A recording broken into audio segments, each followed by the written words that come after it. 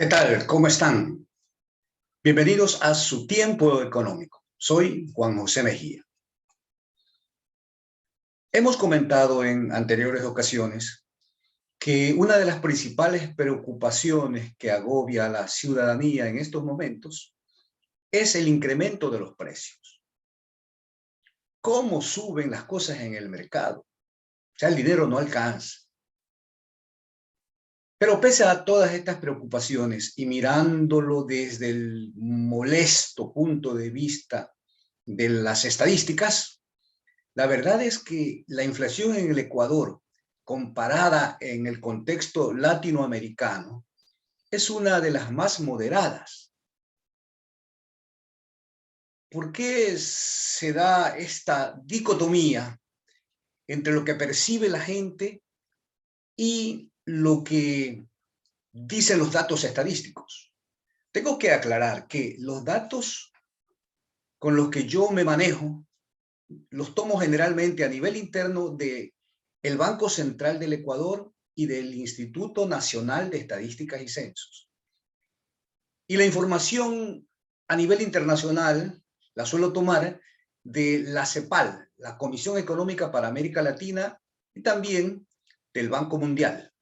La CEPAL es una organización adscrita a la ONU, que tiene una larga trayectoria en el análisis económico latinoamericano. Entonces suponemos que esos organismos deben tener cierta responsabilidad en la información que nos entregan. Evidentemente que hay gente que no cree en ellos, no, los precios están muy por encima de lo que nos dice el Banco Central. El Banco Central habla de inflaciones del 2, del 3%, pero notamos que los precios están muy elevados en relación a estas cifras. Muy bien, todo el mundo tiene derecho a pensar, pero sin embargo sabemos que mientras no contemos con datos estadísticos, es imposible realizar este tipo de comentarios, hacer proyecciones. Tenemos que recurrir lógicamente a los datos que nos dan los organismos responsables. Dicho esto, pasemos a observar cómo está la inflación en el Ecuador y en el contexto latinoamericano. La verdad es que siquiera desde el 2016 en el Ecuador hemos tenido niveles de variación de la inflación muy pequeños, cercanos al cero. En 2017 hubo incluso una inflación negativa, 2018, 2019 y 2020 volvimos a tener lo que se conoce como deflación, es decir, una caída promedio de los precios. Y es recién en el 2021, luego de la recuperación que se da a nivel mundial de lo que constituyó el año de la pandemia, el 2020, es allí cuando vemos que los precios en el Ecuador han subido, 1.94 en el 2021. Pero si comparamos con el precio promedio de los países latinoamericanos, tenemos un 7.1%. Es decir, casi 4 veces más la inflación en el contexto latinoamericano.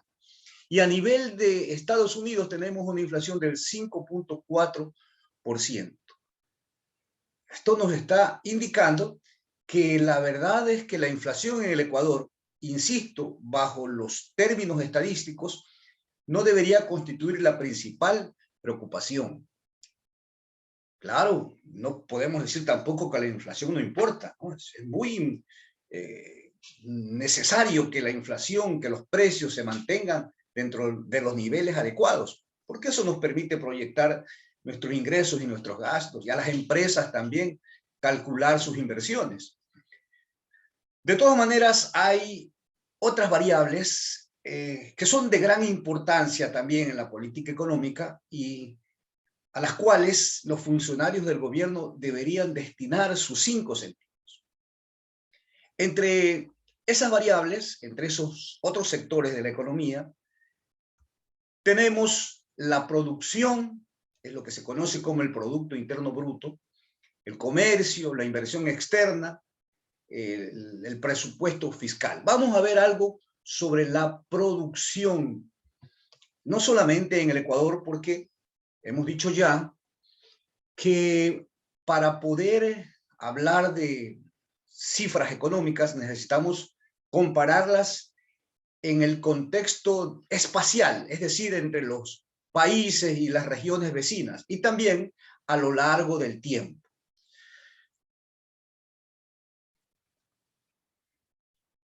Vemos aquí que en América Latina y el Caribe, en el año 2020, hubo una caída del 6,8% en el Producto Interno Bruto. Es decir, la economía decreció 6,8%, menos 6,8% como estamos viendo ahí.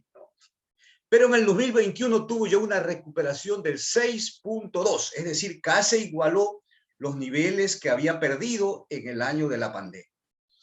Y si revisamos otros países, Argentina tuvo una caída de 9,9%, pero se recuperó en 9,8%, compensó.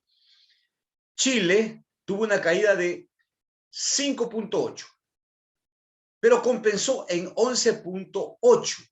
Colombia cayó 6,8% en su PIB, pero se recuperó en el 2021 9,5%. Estamos hablando de los países más cercanos. Perú, miren, tuvo una caída de 11 puntos, menos 11, ahí vemos. Pero tuvo una recuperación en el 2021 de 13,5%. Es decir, que en esas economías se nota la recuperación. Pero nuestro país, aquí tenemos Ecuador, cayó 7,8%. ¿Y cuánto se recuperó? La CEPAL nos dice 3,1%. Bueno, nosotros vamos a tomar los datos que nos da el Banco Central, que habla de algo así como 4%. Pero igual, no hemos recuperado quizás la mitad de lo que se descendió durante la época de la pandemia. Y es que también debemos tener en cuenta que luego de toda caída viene una recuperación, la rehabilitación, la convalecencia, y eso es lo que ha pasado. Pero en nuestro país ni siquiera con el supuesto incremento de la producción en el 2022, que se habla de algo así como 2%, no llegaremos a compensar todo lo que se cayó en el 2020. No estaremos en los niveles del 2019. Es decir, está sumamente claro que en nuestro país, a diferencia del contexto de toda Latinoamérica y a diferencia de lo que sucede en países, en Estados Unidos concretamente, que es el prototipo del dólar y del cual nosotros dependemos en todas nuestras variables, a diferencia de todos estos países, en el Ecuador seguimos creciendo sumamente lento, muy lento es el crecimiento, y hay que hacer algo para recuperar aquello. Ahora bien, ¿cómo tenemos producción? ¿Cómo se incentiva la producción en un país? Lo dicen la gran mayoría de los autores clásicos, lo dice la experiencia histórica, que para que haya producción, y lógicamente haya inversión, porque la inversión es la que genera la producción, pero para que haya producción se necesita que haya capacidad de consumo. Es decir, que la gente tenga un nivel adquisitivo que le permita comprar los bienes que ofertan las empresas. Si la gente no tiene dinero, si no hay circulante en el país, entonces las empresas producirán y se quedarán con sus productos adentro, no venderán. En cambio, cuando hay consumo, cuando hay poder de demanda, sobre todo de la población, las empresas venden, tienen utilidades y lógicamente van a reinvertir esas utilidades. Esto es muy sencillo, no se necesita ser un Nobel de Economía para entender esto. Y además la inversión externa, ¿a dónde llega? Llega a los países donde se note muy claramente que hay una recuperación de esa inversión. Pero nosotros estamos viéndolo, ya lo hemos mencionado en ocasiones anteriores, que la inversión externa en nuestro Ecuador es una de las más bajas en toda Latinoamérica. Mientras en otros países llegamos a niveles de inversión de 8.000, 10.000 millones de dólares, En toda Latinoamérica hemos visto que en el año anterior las inversiones externas, la IED, la inversión externa directa, alcanzó los 135.000 millones de dólares. En el Ecuador, de toda esa enorme cantidad de inversión, apenas logramos captar anualmente un promedio de 1.000 millones de dólares.